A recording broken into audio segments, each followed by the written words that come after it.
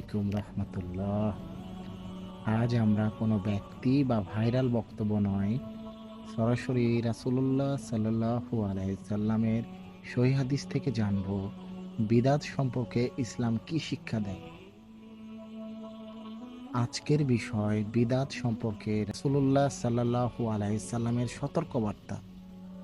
রাসূলুল্লাহ সাল্লাল্লাহু আলাইহি সাল্লাম বলেছেন, নিশ্চয় সর্বোত্তম কথা হলো আল্লাহর কিতাব, সর্বোত্তম পথ নির্দেশ হলো মুহাম্মদ সাল্লাল্লাহু আলাইহি সাল্লামের পথ, আর সবচেয়ে নিকৃষ্ট বিষয় হলো দিনে নতুন সংযোজন। প্রত্যেক বিদআতেই পথভ্রষ্টতা। সহিহ মুসলিম হাদিস 867। একটি সহিহ হাদিসে রাসূলুল্লাহ সাল্লাল্লাহু আলাইহি সাল্লাম বলেছেন, যে ব্যক্তি আমাদের এই দিনের মধ্যে এমন কোনো বিষয় নতুনভাবে চালু করবে যা এর অন্তর্ভুক্ত নয়, তা প্রত্যাখ্যাত করা।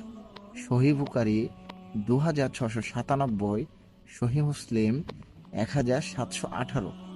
তাই একজন মুসলিম হিসেবে আমাদের দায়িত্ব হলো কোনো আমল করার আগে দেখা সেটি দলিল, কোরআন ও সহিহ সুন্নাতে আছে কিনা। কোনো কাজ শুধু প্রচলিত, জনপ্রিয় বা বংশ পরম্পরায় চলে আসছে, এটি তার সঠিক হওয়ার প্রমাণ নয়।